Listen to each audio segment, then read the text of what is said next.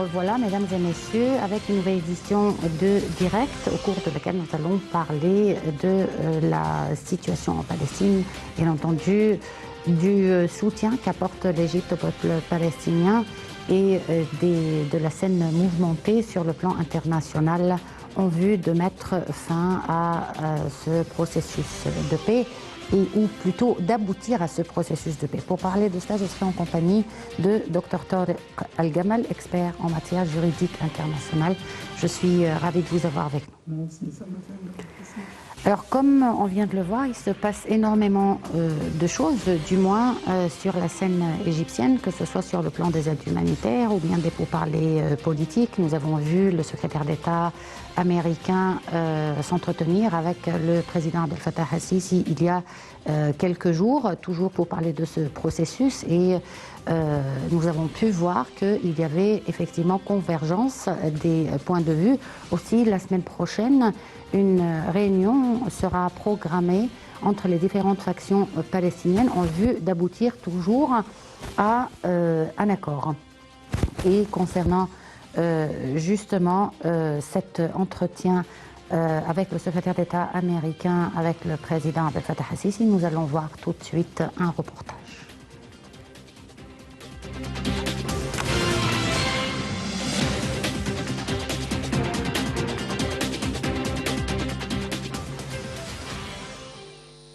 En recevant le secrétaire d'État américain Anthony Blinken au Caire, le président Abdel Fattah el-Sisi a exprimé l'aspiration de l'Égypte à renforcer la coordination et les consultations entre les deux parties sur les différents dossiers politiques et sécuritaires, ainsi que sur les questions régionales. Le secrétaire d'État américain a pour sa part affirmé l'intérêt de son pays à renforcer ses relations stratégiques avec l'Égypte et à intensifier les consultations vis-à-vis des questions du Moyen-Orient, au vu du poids politique et de l'efficacité du rôle de l'Égypte sur le plan régional, ainsi que sa contribution sous la direction du président al-Sisi à réaliser la stabilité escomptée pour toutes les populations de la région. L'entretien al-Sisi-Blinken a de même porté sur les dernières évolutions de la cause palestinienne et les moyens de relancer le processus de paix. Blinken a à cet effet loué les efforts égyptiens assidus qui ont mené au cessez-le-feu entre les deux parties palestiniennes et israéliennes. Et Sisi a salué l'appui américain accordé aux efforts égyptiens à ce propos, tout en faisant allusion aux derniers événements qui ont affirmé l'importance de l'action commune et immédiate pour la reprise des négociations directes entre Palestiniens et Israéliens. Le dossier de la lutte contre le terrorisme et l'idéologie radicale était également au menu des entretiens d'Al-Sisi avec Blinken. Le président a affirmé à cet égard la force et l'inébranlable volonté de l'État, gouvernement et peuple de poursuivre les démarches pour éradiquer ce fléau et pour désamorcer ces dangers sur les plans intellectuels et sécuritaires et enraciner les principes de citoyenneté qui se trouvent dans la coexistence et la liberté de culte. Blinken a fait l'éloge de l'expérience égyptienne réussie à ce propos durant la période passée, affirmant que l'Égypte est un partenaire central pour les États-Unis dans la lutte contre le terrorisme transfrontalier. Les deux parties ont de même examiné un certain nombre de dossiers régionaux, notamment les évolutions de la situation en Libye, vu que ce pays traverse sa phase transitoire, jusqu'à parvenir à remplir les échéances électorales espérées au mois de décembre prochain. Et Sisi et Blinken ont convenu de travailler à chasser les mercenaires et les milices étrangères armées hors de Libye afin de garantir l'unité du territoire libyen. L'entretien entre le chef de l'État et le ministre américain a notamment porté sur le dossier du barrage de la Renaissance. À cet effet, le président a notamment affirmé l'attachement de l'Égypte à ses droits à travers un accord légal contraignant et équitable qui garantit la sécurité hydrique de l'Égypte via des règles claires pour le remplissage et le fonctionnement du barrage, tout en réalisant les intérêts communs entre les différentes parties. Il a par conséquent mis l'accent sur l'importance du rôle américain, notamment le fait de jouer un rôle efficace pour régler cette crise.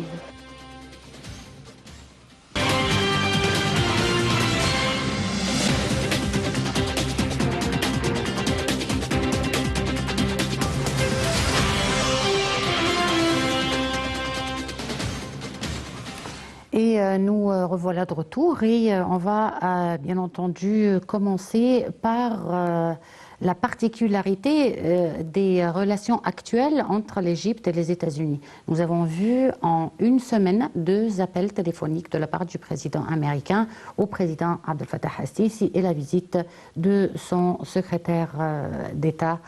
Donc, d'après vous, qu'est-ce que cela signifie? Si vous permettez, c'est qu'il est à noter, avant de parler des relations bilatérales égypto-américaines, il est à noter que les efforts et les démarches du président El-Sisi et ses directives ont permis le retour avec force de l'Égypte sur les scènes régionales et internationales et a fortifié son rôle sur les différents plans, ce qui a éprouvé le poids très pesant de l'Égypte, que ce soit sur le niveau régional ou le niveau international. Et je voudrais juste là parler du poids de l'Égypte. Enfin, à mon point de vue, le poids de l'Égypte a toujours été le même poids de l'Égypte, l'entité la plus importante de la région. Mais je pense qu'il y a eu peut-être un petit peu de changement dans les positions de l'Égypte et dans la qualité des relations de l'Égypte avec les autres pays du monde. Vous avez raison, bien sûr, et ça se voit, je parle dès les dernières années, avec la présidence de M. le Président Fattah al-Sisi, et ça se voit, il a donné un modèle d'efficacité, un modèle qui a touché tous les scènes régionales, et je parle des scènes, au moins les scènes de crise, sur le niveau régional, international. Et ça se voit quand l'Égypte a pris la présidence de l'Union africaine. Durant l'année 2019, comment était l'Égypte, comment a tenu tous les dossiers présentant l'Afrique, l'Union africaine en général. Et ça se voit que dans les dernières années, que l'Égypte a réalisé une grande réussite sur le niveau politique, et même pas seulement sur le niveau politique de la région, mais sur le niveau politique international, et en même temps sur le niveau sécuritaire. C'est-à-dire comment l'Égypte a lutté contre le terrorisme et en coopérant aussi avec les États de la région. Et il est à noter que, bien sûr, ça se voit quand je dis le poids de l'Égypte, parce que ça se voit que si on parle géographiquement de la situation aux alentours de l'Égypte, ça se voit qu'il y a tellement de crises. C'est vrai. Que ce soit si on parle de la Libye, que ce soit en Syrie, que ce soit en Palestine, ça se voit comment, bien sûr, il est à noter aussi que il y a quelques jours ou une semaine que le président El-Sisi a été invité par le président Macron pour le soutien, premièrement le soutien après avoir bien sûr examiné les relations bilatérales entre les deux, l'Égypte et la France, mais il a été invité aussi pour son soutien pour le Soudan et sa phase bien sûr transitoire. En plus, la situation économique de l'Union africaine avec le sommet africain qui avait eu lieu en France. Oui, en fait, le président Abdel Fattah al-Sisi, il travaille sur plusieurs volets depuis quelques années. C'est peut-être qui ont donné leurs fruits. C'est ce qui fait peut-être sa force et son assurance aujourd'hui, puisqu'il a travaillé sur multiples alliances, que ce soit avec l'Europe, avec l'Afrique ou avec d'autres pays, aussi des alliances avec les organisations internationales comme la Banque mondiale, comme les Nations Unies. Il a aussi il a affiché clairement que l'Égypte est responsable de la protection de ses confrères arabes et africains. Et il travaille aussi très fortement sur l'armement de l'Égypte. Et un principe qu'il a toujours tenu, c'est l'interdiction d'interférer dans les affaires internes égyptiennes. C'est ce qui vraiment fait sa force aujourd'hui, puisque tous ces slogans, ce ne sont plus des slogans, mais ce sont des réalités concrètes que le monde voit clairement aujourd'hui. Exactement, et ça, je vous donne des petits exemples. Et le président El-Sisi, il a une façon de comment traiter le dossier, et cette façon, si on peut noter avec un mot ou l'exprimer avec un mot, d'une façon proactive. C'est-à-dire, nous sommes avant les autres. En général. Non seulement on n'est pas avant les autres, mais nous faisons ce que nous disons. Exactement. Et ça, c'est vraiment très clair. C'est une réalité. Mais je vous donne des petits exemples. C'est-à-dire, avec Covid-19, l'Égypte était le premier à envoyer son aide sanitaire pour la Chine. Et ça se voit avec l'Italie.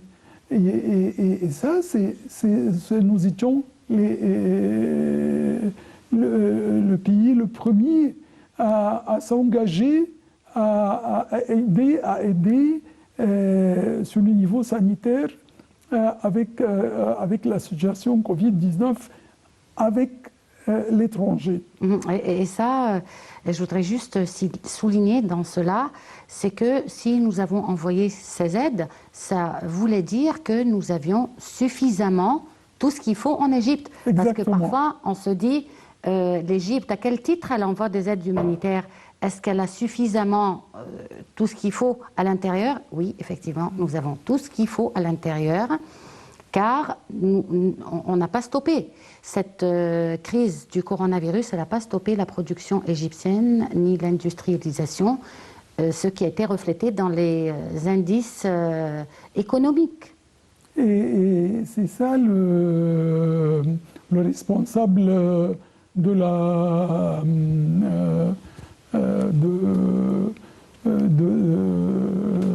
l'organisation sanitaire mondiale ici en Égypte. Il a salué les efforts du gouvernement égyptien face au Covid-19 dès la première minute jusqu'à présent.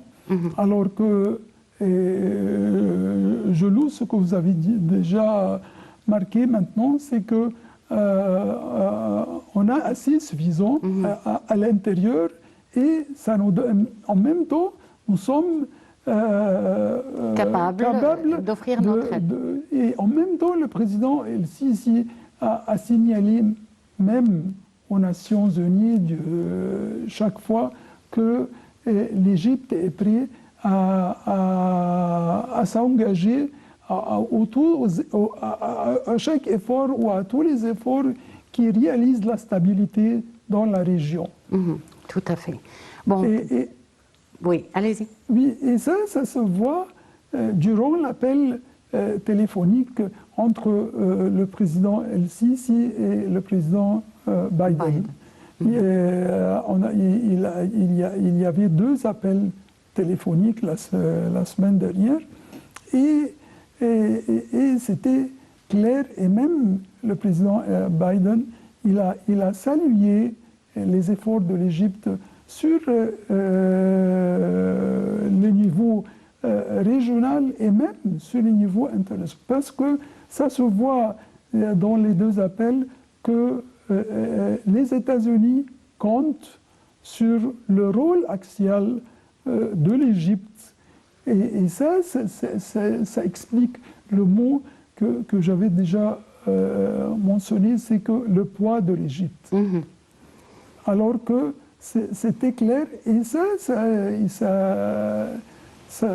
si on va parler de la visite du secrétaire de l'État américain, cette visite est arrivée après les deux appels téléphoniques entre les deux présidents. Mm-hmm. Et ça éprouve comment même le secrétaire de l'État Anthony Blinken a signalé durant son entretien avec Monsieur le Président Sisi, c'est que les États-Unis comptent sur le rôle axial de l'Égypte dans la région.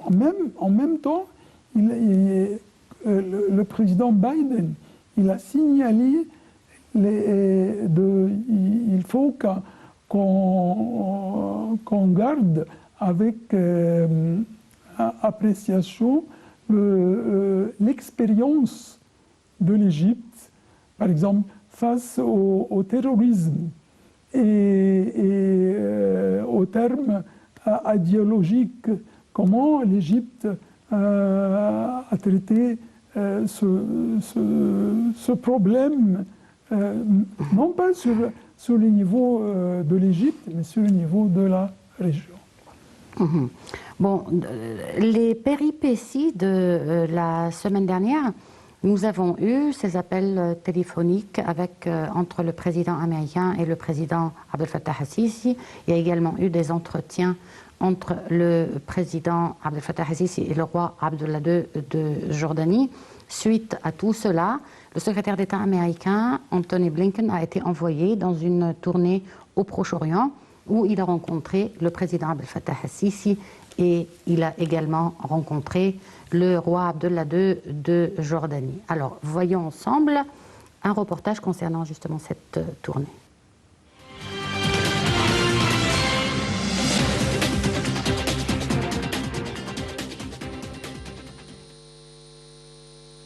Lors de sa tournée qui a débuté mardi dernier en Israël, puis en Cisjordanie occupée, le secrétaire d'État américain Anthony Blinken a souligné le souhait américain de reconstruire la relation des États-Unis avec les Palestiniens, tout en reconnaissant le droit d'Israël de se défendre. Le cessez-le-feu était important, a souligné mercredi Anthony Blinken aux journalistes à l'issue de sa rencontre avec le roi jordanien Abdallah II.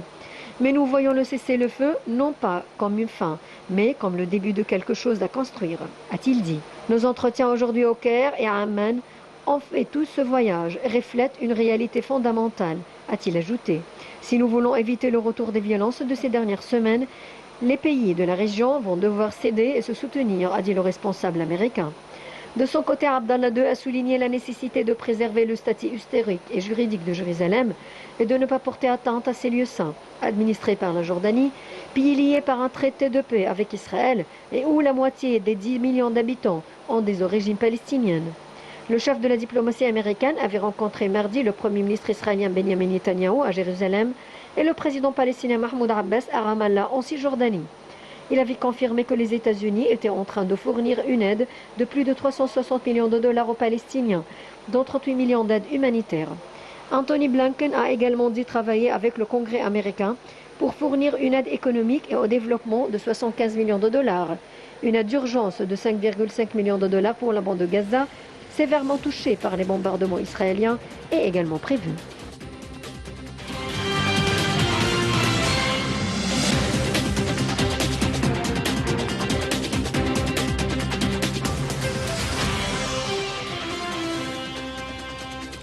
Et nous revoilà de retour et nous avons en ligne Dr Assam Abdel Fattah, professeur d'analyse du discours.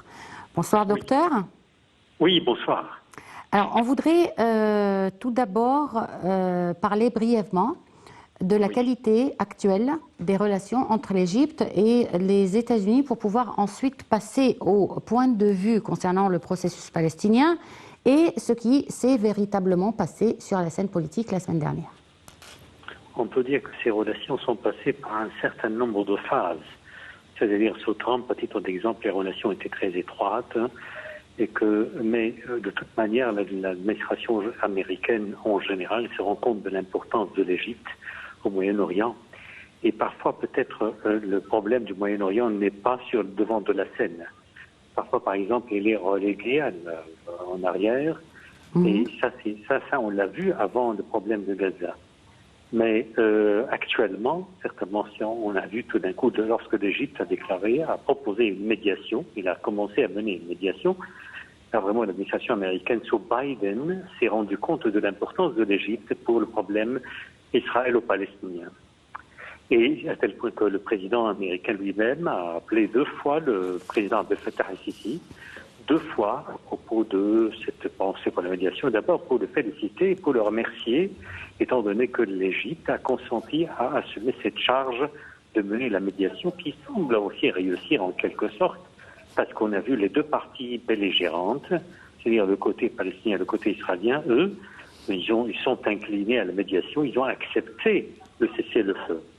Il est vrai qu'Israël actuellement continue quand même à commettre des exactions sur le territoire de Gaza, dans le secteur de Gaza, mais on peut dire que c'est l'Égypte qui est sur le devant de la scène et tous les pays arabes n'étaient pas en mesure en fait de mener telle médiation, de proposer cette médiation, et que c'est l'Égypte, mais l'Égypte, ça c'est son rôle historique et je pense que ça a bien réussi. Justement, quand vous dites l'administration américaine s'est rendue compte de l'importance de la présence de l'Égypte dans le processus de paix palestino-israélien. Oui. Alors, je vous dirais la même chose que ce que j'ai dit tout à l'heure à Dr Tariq Al-Gamal. L'importance de l'Égypte a toujours été la même. C'est la position des américaines qui change un petit peu aujourd'hui, et la position d'Israël aussi. Pourquoi, à votre avis ? Il a une importance, mais parfois, vous savez qu'il y a des problèmes qui surgissent, qui émergent comme ça et qui occupent en fait, disons, c'est la tension internationale. Je veux dire que, par exemple, le problème israélo-palestinien a été relégué, c'est-à-dire un certain temps. C'est-à-dire qu'il y avait d'autres problèmes. L'Irak, la Libye, à titre d'exemple, étaient sur le devant de la scène. Mais il est vrai que, mais tout d'un coup, c'est qu'il aura fallu attendre en fait que les accrochages entre Palestiniens, les roquettes de Hamas et aussi la guerre qui a été déclenchée pour que l'administration américaine retourne au procès pour s'en occuper. Et là, vraiment, c'est l'Égypte qui a joué son rôle historique. C'était la médiation à un moment très critique. Et encore une fois, on a vu la cause israélo-palestinienne, encore une fois, a été propulsée sur le devant de la scène et que actuellement, l'opinion internationale ne s'occupe que d'une seule chose, c'est vraiment de retrancher cette question. Mais il y a aussi, on peut dire qu'il y a quand même quelques changements, on a vu du point de vue de l'opinion internationale. C'est-à-dire que l'Égypte, a proposé encore une fois la solution à 2 États. C'est-à-dire qu'au moment où elle mène la médiation, l'Égypte a proposé encore une fois, c'est-à-dire la solution à 2 États, qui paraît la seule solution qui pourrait trancher cette question. Oui, en fait, il y a un problème aussi grave, c'est la division des factions palestiniennes. Oui, la division quoi ? La division des factions palestiniennes. La division entre le Fatah et le Hamas. Oui, mais ça c'est vraiment un autre problème, ça. C'est-à-dire que il faut unifier les rangs palestiniens pour pouvoir faire face, n'est-ce pas, à Israël et pour résoudre le problème. Mais le problème, c'est que les rangs des Palestiniens, comme ils sont divisés entre 2 parties, et que justement, c'est-à-dire l'opinion internationale ne sait à qui adresser.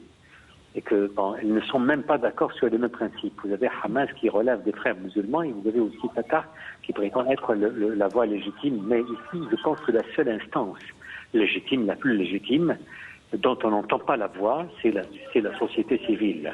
On n'entend pas la voix des Palestiniens. Et ça, c'est le problème, à mon avis.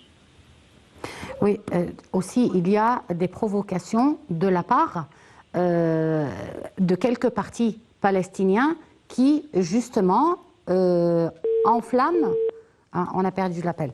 Bon, on va essayer de le reprendre tout à l'heure. En attendant de le reprendre, je vous propose une petite pause.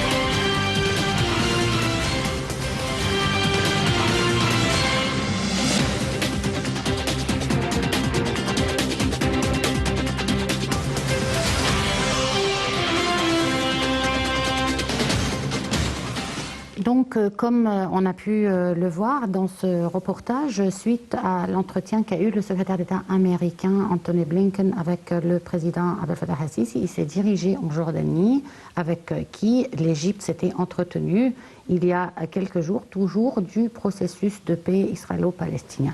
Alors, docteur Tariq Al-Gamal, dites-nous, quels ont été les résultats de cette tournée du secrétaire d'État américain concernant le processus de paix israélo-palestinien? Les résultats, c'est que, bien sûr, la tournée du secrétaire d'État américain a commencé après les démarches égyptiennes sur le niveau palestinien-israélien. Et c'est bien sûr, il est à noter que le cessez-le-feu était une initiative, le cessez-le-feu entre les deux parties était une initiative accordée, réalisée par l'Égypte, la politique égyptienne. Et c'est pour ça que le président Biden a salué, a loué tous les efforts concernant le cessez-le-feu entre les deux parties. Bien sûr que le secrétaire d'État Blinken, il est allé faire cette tournée afin de en même temps de renforcer les efforts de l'Égypte concernant le cessez-le-feu et en même temps de mettre sur le niveau nécessaire de la réalisation de conserver le cessez-le-feu et en même temps de ne pas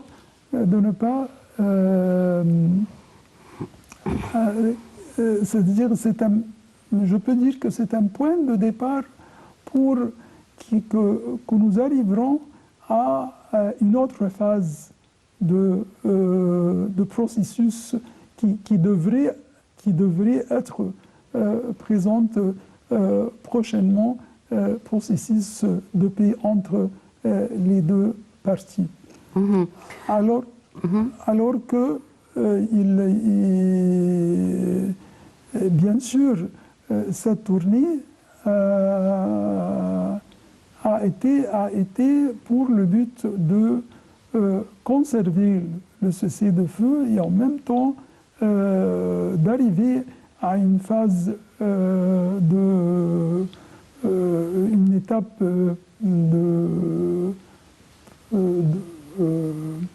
de processus, une des démarches du processus de paix entre les deux parties. Mm-hmm.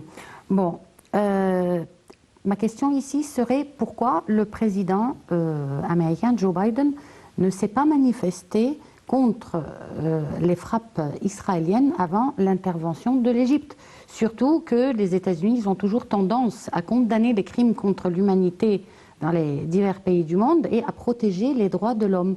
Pourquoi les droits des Palestiniens, surtout les enfants qui ont été bombardés, les cités en plein cœur des villes, des maisons ont été entièrement détruites, où étaient les États-Unis?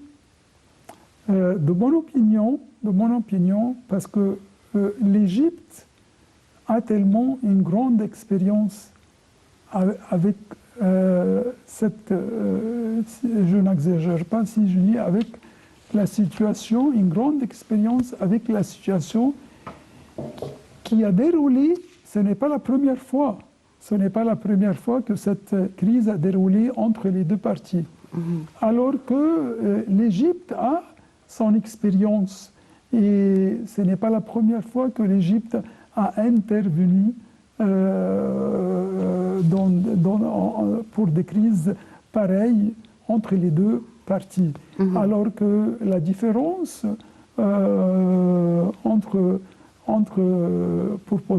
pour répondre à votre question, c'est que les États-Unis ont toujours peut-être une vision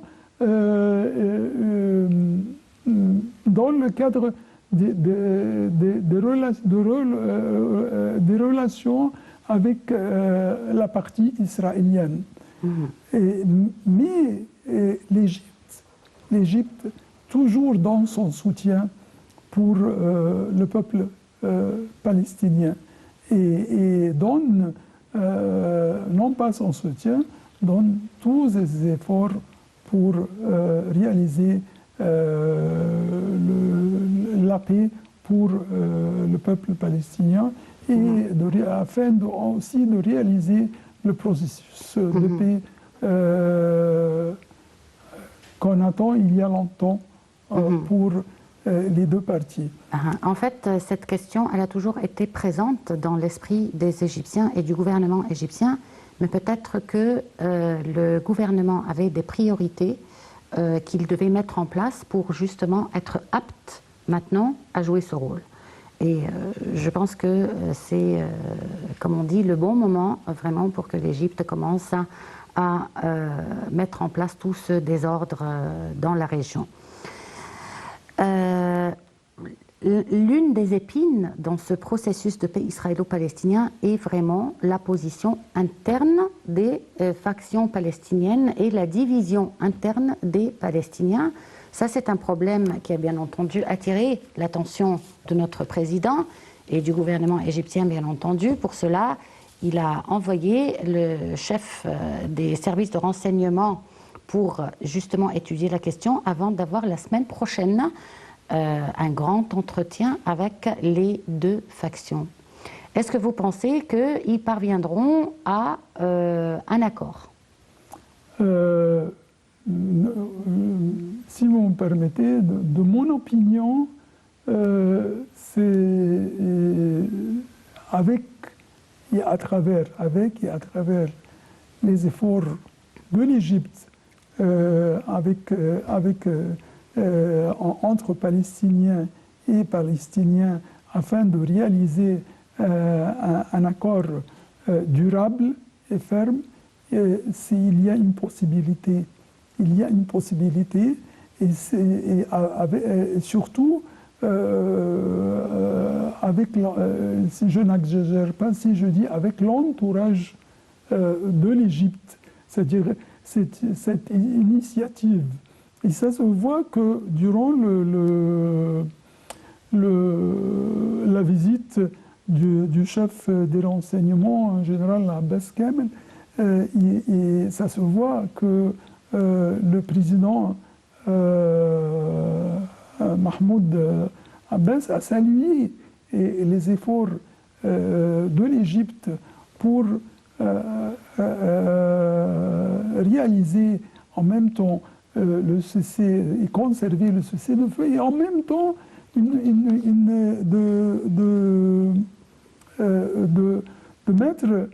mettre en place le rassemblement des Palestiniens. Et même, ça se voit que le président El-Sisi a demandé à la délégation égyptienne de pousser les efforts pour mettre fin à la division palestinienne, soulignant qu'il importait de prendre toutes les mesures nécessaires. Quand on dit quand le président El-Sisi a indiqué ou bien a chargé la délégation égyptienne de prendre toutes les mesures nécessaires pour l'escalade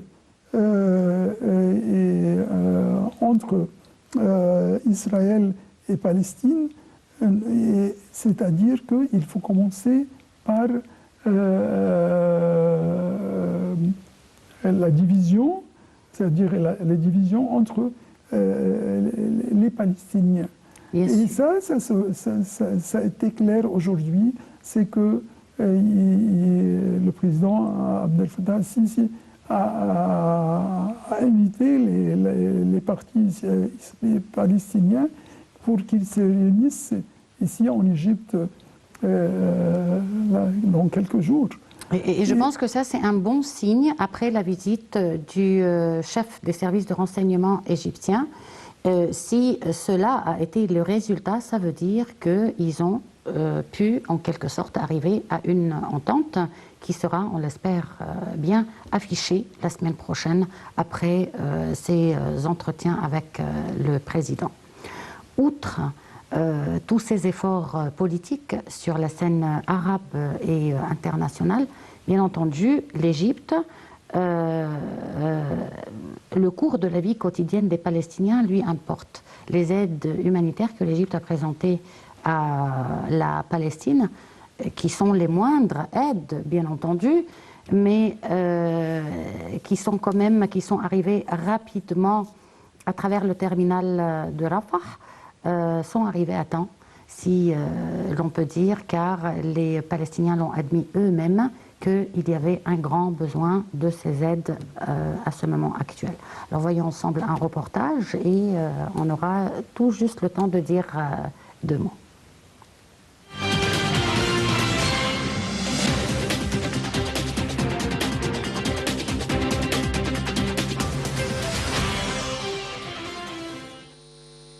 Conformément aux directives du président Abdel Fattah el-Sisi, l'Égypte a envoyé hier des aides humanitaires aux habitants de la bande de Gaza.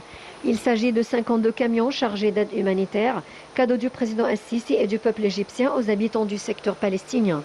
Parallèlement, le ministre des Affaires étrangères s'est entretenu au téléphone avec le vice-premier ministre palestinien et ministre des Affaires étrangères Ayman el-Safadi. Les deux ministres ont discuté des idées concernant le processus de reconstruction de Gaza. Ils ont convenu de poursuivre la communication entre les deux pays à cet égard, en coordination avec l'autorité nationale palestinienne. Les deux ministres ont également évoqué les démarches diplomatiques intensives que l'Égypte entreprend dans le but de stabiliser le cessez-le-feu dans la bande de Gaza. Ils ont souligné l'importance de poursuivre les efforts des deux pays visant à soutenir l'autorité nationale palestinienne et à améliorer les conditions de vie des citoyens palestiniens en Cisjordanie et dans la bande de Gaza en coopération avec des partenaires internationaux. Les deux ministres ont souligné l'importance d'une voie politique permettant de reprendre le processus de négociation conformément aux résolutions pertinentes de la légitimité internationale et sur la base de la solution à deux États conduisant à l'établissement d'un État palestinien indépendant sur les lignes du 4 juin 1967 avec Jérusalem-Est comme capitale.